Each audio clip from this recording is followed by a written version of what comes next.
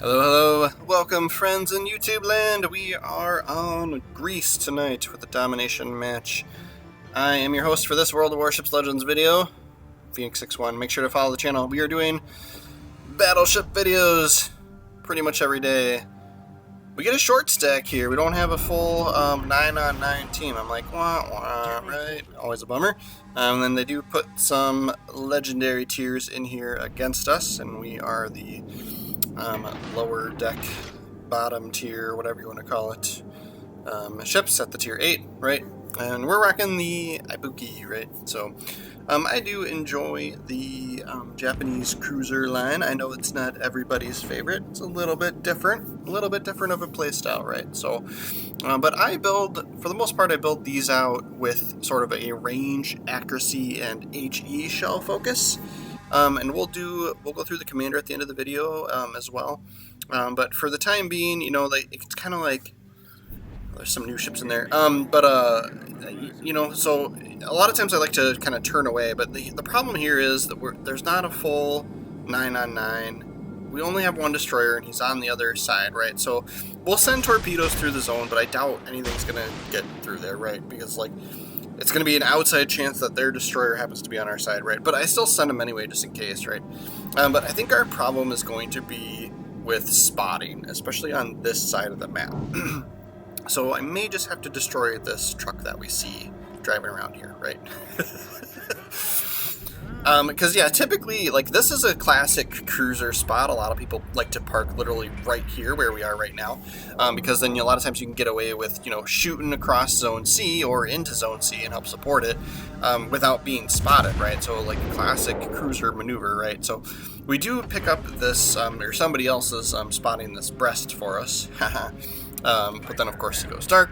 Somebody trips radar. So it's kind of like, oh, is he gonna really stay spotted for very long? And then we shoot into the island because he ran into it, right?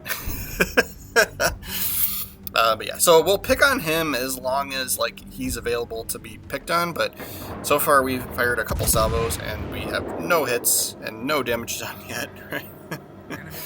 Our plan is working, right? There we go. Now we're finally on the board. Yeah, so we'll take advantage, but yeah, here's the thing, like, no one's challenging C, and if it's gonna be me, like, then I'm gonna be vulnerable. Like, this ship isn't gonna do good, you know, bow in a zone where people can shoot you out in the open, right? So typically I need to either be in a retreat style position, right, and have enemies chase me, or from cover like we're doing right here, right? I find that's when this ship thrives, right? So, but we do trigger a fire on the breast, so we do have some damage happening.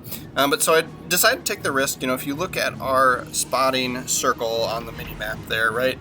That breast isn't going to be able to see us because he's behind. You know, there's land in between us and him. And then the next ship out is actually kind of far out, right? So, and then we can see that their destroyer was spotted over on the A cap side. So I can potentially sneak into this zone and not be spotted, and then that's when the breast decides to start, you know, backing up and spot us. So now we're kind of forced to be like, all right, well, I might as well shoot because we're spotted anyway, right? So we're just making sure we're angled as best we can be.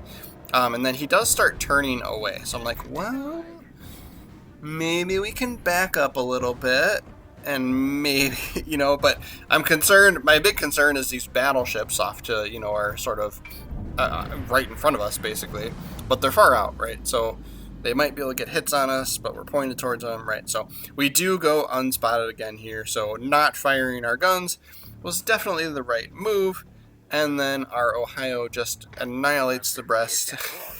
It's just so funny to, like, use that in a sentence, right? I am a high schooler. Like, I have the mentality. I'm like, breast.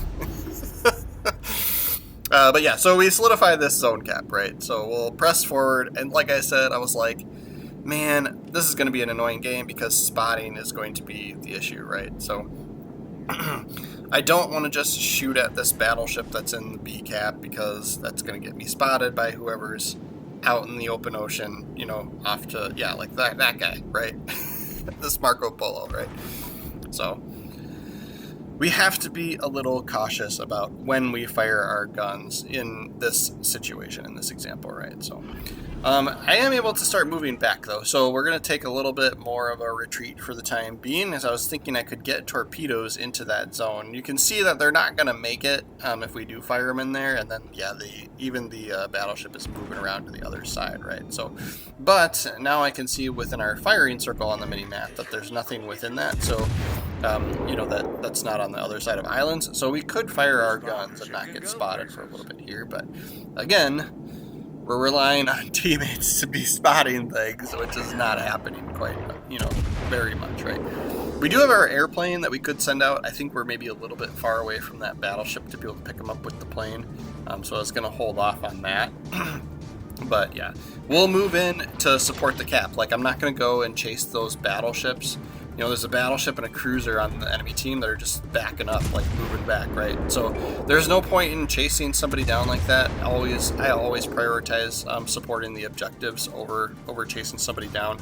There's kind of the rare scenarios, like if your team is really kicking butt, or you know, somebody's really weak, like, you know, it's all circumstantial what you do, right? So, but from here we can hit this Schleifen without getting picked up, right? So we'll take advantage of that. He is kind of reaching the extremities of our firing range here, right?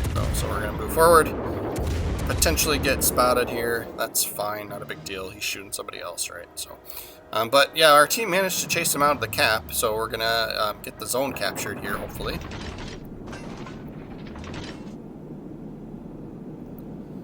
Moving in for the kill. Just kidding, he has way too much health left.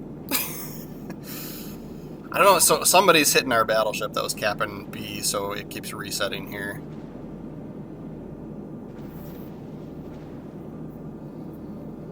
And now, yeah, I feel like I'm chasing somebody down. And this is like too, where it's like, do I go in, help get the zone capped, which could potentially put our ship at risk, right? So, but like we can be here, absolutely stay here and support it, but I'm like, you know, like for now, let's head in that direction, see what happens. They have a, you know, a stubborn cruiser there, that guy. That's a Brisbane, so that's why he's being stubborn, because he can go down pretty quick. You know, kind of hiding out, right? So he sticks his, you know, sidewall out just here, and he's not firing his guns, which, you know, it may be partly because he doesn't see anything, because we're not spotted, right?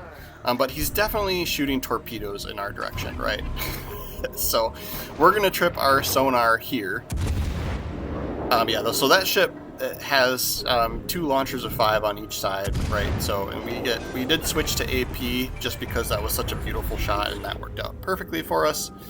And now I'm like, all right, now let's see if we can press in, right? Can we press in some? But as you can see, we're down a ship, but we are now officially up a zone. I'm like, okay, what's the plan here, self? Yeah, we've got the sonar going. I was thinking the Brisbane's torpedoes should be showing up now, but I don't see any. But yeah, so I was like, okay, well, we'll just do this. And then yeah, so we fire our guns, and then we get picked up by this Yamato, which is definitely no bueno. But he looked like he shot at somebody else and isn't looking at us just yet. So we'll use this opportunity to turn away from him and see if we can't send some torpedoes his direction, right? But if he was looking this way, I'd probably be forced to stay bow in on him, and he probably would just wreck us. And then it's like, oh, here's the Schlieffen now, so now we gotta deal with him as well, right? So there's torpedoes. I don't like those. Feel like too long ago that would be from that Brisbane, so maybe that's the destroyer. But yeah, so we're in our official like retreat runaway position where this ship thrives, right? So the Schlieffen and then the Yamato are going to have a tough time hitting us. You do have to try and dodge as much as you can. If you sail straight, someone smart enough is going to just put the cursor in the right spot and pull the trigger with AP shells, and they'll still do pretty brutal damage to you, right? So you do want to maneuver as you see shells coming and try and mitigate that damage and give yourself the best angle you know, that you can, right? So we're doing that now. We're paying more attention to the Schlieffen. The Yamato looked like he was backing up, so I'm guessing he's pointing at somebody else, right? And then the nice thing with this ship too, you get 2 launchers on each side on these higher tier Japanese cruisers. So you can kind of like, as you move away from the enemy, especially when they're charging towards you, you can kind of wiggle your butt. As you're dodging, you can send more torpedoes, right? So I was, I was being patient here with the right side torpedoes, the starboard side, because I knew that Yamato was still out there, right? So if I were to have turned this way earlier, I'd be broadside to that Yamato, and he could potentially take me out. So that's why I was kind of holding off on those. And then I'll move the cursor over to the port side of the ship as we turn back to try and keep those front turrets, on that side and pointing that direction, so we can spin ourselves back around and get more turrets on target here, right, for this Schlieffen, right? So only way we're hitting him is if he was going to cut through those islands with those for those torpedoes, and it looks like he's not doing that, so those aren't going to get anywhere. But somebody finishes him off. I was kind of excited because we had triggered that fire, which I thought was going to burn, and then somebody else finished him. So luckily now we are up a ship and up a zone, so the points situation looks much better until somebody just died, right? Until we lost our Ohio. But still good for now. We're still ahead. So having those zones, and that's what I've talked about this in some of my other videos, where we kind of like, I let the zone caps kind of happen organically, for the most part. A lot of times when I'm a destroyer, I like to go right for them, and don't be too crazy about it, right? Like, don't just YOLO run in there. But so if you get yourself into trouble, make sure you have an exit strategy to get away, right? But we capped the C zone, the C spot, and then, early on in the game, just because it was going to be convenient for us, right? We were able to get that zone without getting spotted. So that's kind of what I'm talking about. Like, prioritize doing damage to ships, and then let those zone captures happen organically. In a lot of scenarios, it's kind of always circumstantial with this game, right? So sometimes you end up needing zones, and there's nothing you can do about it, and you got to be more aggressive, and sometimes you pay for that, right? But yeah. So somebody's picking up this German destroyer with radar, so we're going to take advantage and shoot stuff his way, right? And we get an awesome salvo on him. 6 hits, trigger fire and incapacitations, right? So we're gonna just keep firing at him. Well, now he's not spotted anymore, right? And then we did turn away because we noticed this Stalingrad. He has very powerful guns as well, and it looked like we triggered the fire on the destroyer, so that ended him because he had already used his damage control right previously. And if we move around here, we can move this way, opposite this Stalingrad. We might be able to get shots off without getting spotted, but no, he's looking this way, and we didn't go fast enough, right? So we would get spotted here. As you can see, we get picked up when we shoot, but I'm kind of like, he's probably not going to shoot at us, right? But yeah, so we get the cheeky shot right as he's going behind that island, right? So now this Yamato is going to be free reign for a little bit at least here.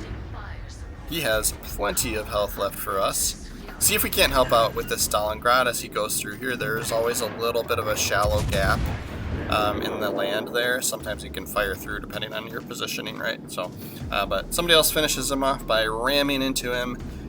Another Stalingrad, some Stalingrad on Stalingrad action. But yeah, now all that's left is the Yamato. Now, if you notice, our remaining battleship is low on health, right? So it's something to pay attention to when you get this late stage of the game, which means one of us needs to survive, and that battleship is, they're spotting each other right now, right? So we're gonna assume we're gonna lose our battleship, and so we're gonna try and stay away from being spotted, right? So we get spotted because of that tiny little crack in between those two land masses there. But yeah, so we'll just continue to fire spam this Yamato. There's only a minute left in the game, so that's all the longer we have to survive for, right? And then we did send a plane out here as well. So if that Yamato fires his guns and finishes off our ally, we're still going to be able to pick him up for the next 30 seconds with our airplane, so we can continue to keep spamming this Yamato. I think we probably aren't going to be able to kill him unless our battleship's torpedoes hit. Is it going to happen? Boosh, it does. And so we have a fire going. So I'm curious if we're going to get this last second kill here. We do trigger a Wither Metal. Come on. There we go. And we get Arsonist. Nice, nice. But that is my strategery for a lot of the Japanese cruisers, right? I have a lot of fun with these ships. I like them quite a bit. 3,100 XP, that puts us at the top of the leaderboard pretty easily. And this is regular tech tree too, so we do make quite a bit of money here at this tier 8 when we do well, but it's not like a premium ship where you get that little bit of a boost, right? So this is Yamamoto. You can see up in the top right who the actual commander is, and then this Mr. Scrooge is just the Geist that's overlaid over top, right? So, but yeah, for the most part, we're choosing like sort of range and accuracy and then HE shell damage for inspirations. Yes, I know. That's why I was playing that. Finished the bureau stage. The base trait is a AP shell focus, and there's, you know, I mean, it's fine. You still can use the AP shells. They're still pretty brutal when you get those good broadside shots on some ships, right? But but because we're using HE most of the time, I'm not picking this. You know, I'm picking these defensive perks. I'm not picking the AP options, you know, amongst this tech tree, right? So, and then of course I'm using fully packed. I almost always use fully packed for my cruisers. I think if you find yourself not going through the majority of your consumables or all of them, then something else, you'd probably get a little more benefit out of one of the other choices for the legendary perk there, right? But I do enjoy myself some technology on the ships. Those consumables are my friend. So I use fully packed quite a bit. But thank you guys so much for watching all the way through. We will have more World of Warships Legends in the future, because I pretty much put one out every day, right? So make sure you're following the channel, and we'll see you tomorrow.